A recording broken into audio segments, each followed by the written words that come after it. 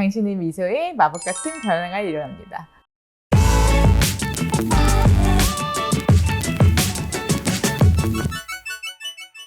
안녕하세요. 오지교정TV 오지연 원장입니다.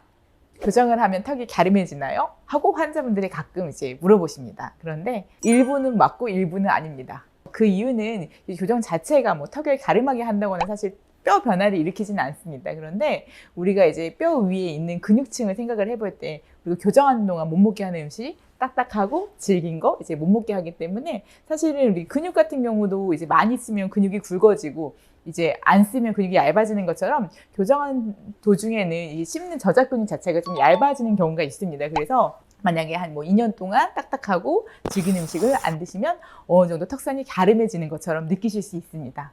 하지만 여기서 장치 떼고 나서 나중에 원래대로 딱딱한 거 질긴 거 드시면 다시 이제 근육은 넓어지게 됩니다. 그래서 마치 우리가 보톡스 맞았을 때 일시적으로 효과가 있는 것처럼 딱딱한 거 질긴 음식을 피하게 되면 일시적으로 갸름해질 수 있습니다. 사실 그 교정하면서 치아가 가늘어져서 예쁜 것도 있고 어떻게 보면 사실 이제 환자분들이 이제 좀 자신감을 찾는 것도 있습니다. 그래서 내가 여기 이가 너무 컴플렉스였는데 이가 예쁘게 배열이 되면은 그 다음번부터는 뭐 메이크업도 좀 신경을 쓰게 되고 옷도 좀 신경 쓰게 되고 이런 경우도 있고요. 남자분들도 마찬가지로 이게 뭔가 자신이 없던 부분이 이제 해결이 되면 다른 이제 외모적인 거에 조금 더 관심을 많이 가지게 되는 것 같습니다.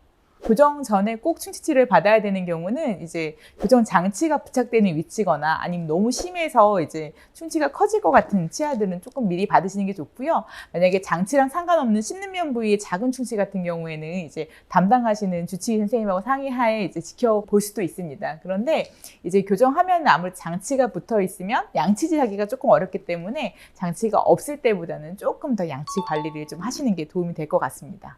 누가 봐도 발치를 해야 되는 경우는 이제 치아는 가증하지만 입이 많이 나왔거나 아니면 치아가 배열할 공간이 너무 없이 덧니가 너무 심하다거나 이런 거는 작은 골격에 큰 치아가 나서 이제 생기는 공간 부족 문제이기 때문에 이런 경우에는 발치를 해야 되고요. 반대로 절대로 발치하면 안 되는 경우도 있습니다. 치아 사이즈가 작아서 사이사이가 다 벌어져 있다든지 이런 경우에는 이제 발치를 하지 않는 경우가 되겠습니다. 그런데 어떤 병원에 가면 발치를 하자 그러고 어떤 병원에 가면 발치를 하지 말자고 하는 경우가 있습니다. 이런 경우는 둘 다 가능한 경계 케이스, 보더라인 케이스라고 하는데 이제 그런 경우가 되겠습니다. 이때는 내가 어떤 거를 중시 여기는지에 따라서 이제 발치를 할 수도 있고 안 할 수도 있습니다. 그래서 이런 경우에는 담당하시는 이제 원장님들하고 잘 상의를 하셔가지고 어떤 방법이 최선인지 잘 결정을 내리시면 될 것 같습니다. 치료의 제일 큰 원칙 같은 게 이제 다 각자 조금씩 있으실 것 같은데요. 저 같은 경우에는 사실은 이제 얻는 것보다 잃는 게 많으면 안 된다고 생각하는 사실 그게 저의 제일 큰 원칙 중에 하나입니다. 그래서 예를 들어서 뭐 드라마틱하게 바뀌고 이런 거 좋긴 하지만 만약에 드라마틱하게 바뀌기 위해서는 많이 얻으려고 하면 사실 잃는 것도 많아지기 때문에 이게 건강을 해치지 않는 선상에서 이제 치료를 하는 게 제일 좋다고 생각합니다. 그래서 저는 만약에 발치하고 비발치와 경계 케이스가 있으면 그래도 좀 치아를 안 빼는 거를 조금 선호합니다. 요거는 이제 성장기인 경우하고 성장기가 아닌 경우는 아닐 것 같아요. 그래서 예를 들어서 성장기인 경우에는 이제 교정 치료를 턱 자체가 앞으로 나오게 하지는 않는데요. 이제 성장하는 방향 같은 거를 조금 조절을 해줄 수가 있습니다.